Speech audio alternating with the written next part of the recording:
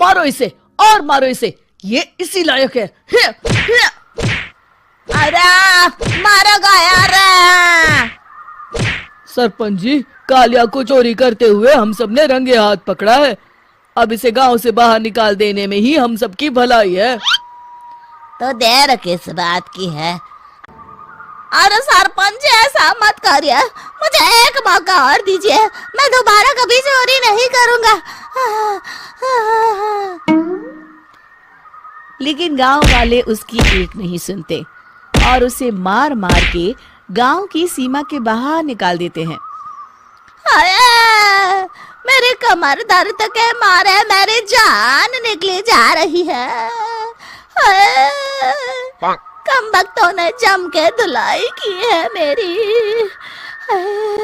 अरे भगवान करे इनके गांव में भूचाल आ जाए, धरती फट जाए और सब गांव वाले उसमें समा जाए।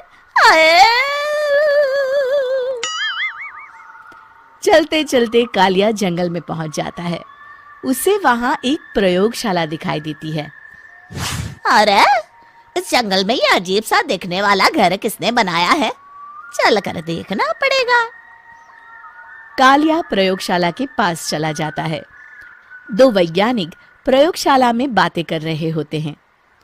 बधाई हो डॉक्टर चमन, आखिरकार हम दोनों ने मिलकर एक ऐसी घड़ी का आविष्कार कर लिया है जिसे पहनकर कोई भी इंसान गायब हो सकता है। हाँ हाँ, तुमने बिल्कुल सही कहा डॉक्टर जर्माटो। अब कल सुबह ही हम इस जंगल से निकल जाएंगे, लेकिन उससे पहले आज रात के खाने का बंदोबस्त करते हैं। हाँ हाँ, मुझे तो बड़ी जोरों से भूख लगी है, चलो चलते हैं।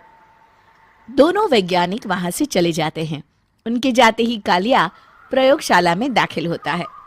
अच्छा तो ये बात है। कालिया बड़े से कांच के अंदर रखी घड़ी को बाहर निकाल लेता है और अपनी कलाई पर बांध लेता है। फिर घड़ी में लगा बटन दबा देता है। कालिया को एक जोरदार झटका लगता है। कालिया अपने आप को आईने में देखता है तो उसका पूरा शरीर पूरी तरह से गायब हो चुका होता है। अब तो जो चाहे वो कर सकता हूँ।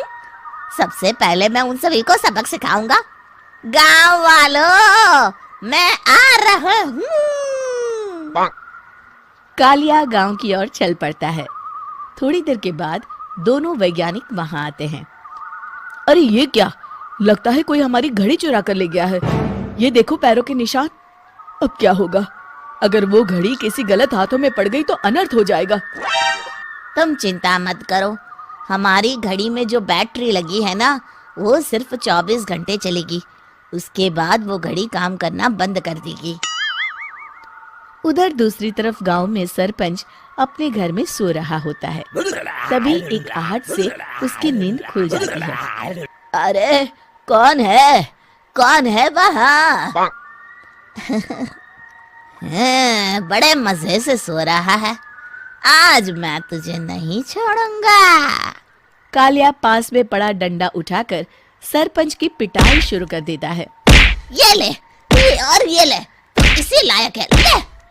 आप मर गए। अरे अरे ये क्या हो रहा है? अरे अरे कोई बचाओ मुझे, मेरे घर में भूत आ गया है।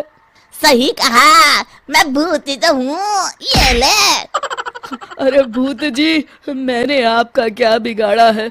मुझे छोड़ दीजिए, आपको क्या चाहिए? तेरे घर में जितना भी पैसा है ना, मुझे ला कर दे दे और यहाँ से चला जाऊंगा। सरपंच अपनी तिजोरी से पैसे निकालकर एक बड़े कपड़े में बांधकर जमीन पर रख देता है और कालिया वो सारा पैसा लेकर वहां से चला जाता है। दूसरी तरफ जमींदार गांव के चौराहे पर खड़ा कुछ लोगों से बात कर रहा होता है। इस कमीने जमींदार ने भी मुझे बहुत पीटा था, इससे भी बदला लेना तो बनता है। हाँ? जमींदार अचानक अपने आप को चांटे मारने लगता है। अरे भाई ये क्या हो रहा है? जमींदार साहब अब ठीक तो है ना? अरे मुझे नहीं पता भाई।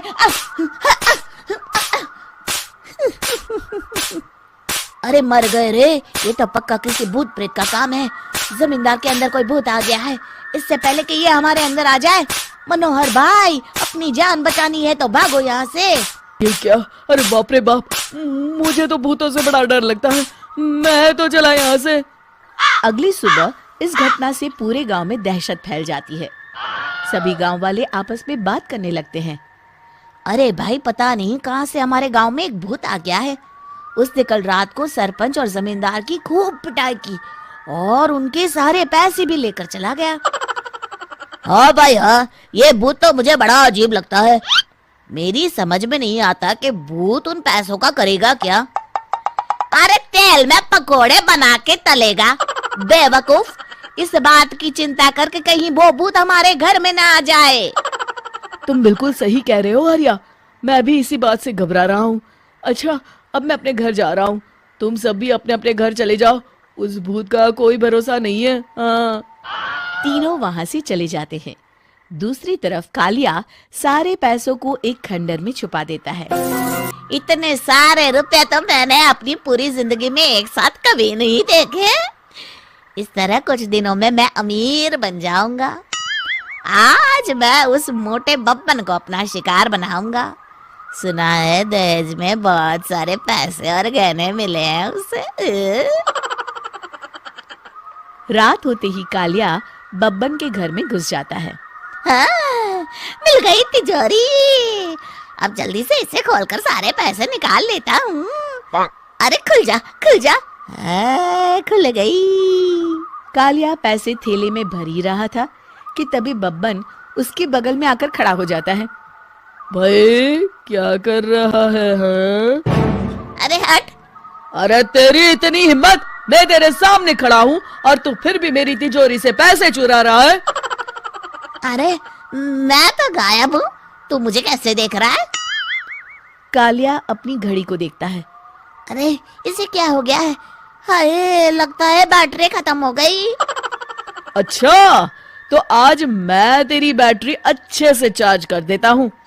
अरे भाग्यवान, जरा मेरा डंडा तो लाना। ये मोटा मुझे नहीं छोड़ेगा। अरे भागो। कालिया भागकर घर के बाहर जाता है। बाहर सभी गांव वाले हाथ में डंडा लिए खड़े होते हैं। अच्छा, तो तू वो भूत है? मुझे माफ कर दीजिए सरपंच जी, मैं आपके और जमींदार जी के सारे पैसे लौटा दूंगा और आज ही हमेशा के लिए ये गांव छोड़कर चला जाऊंगा।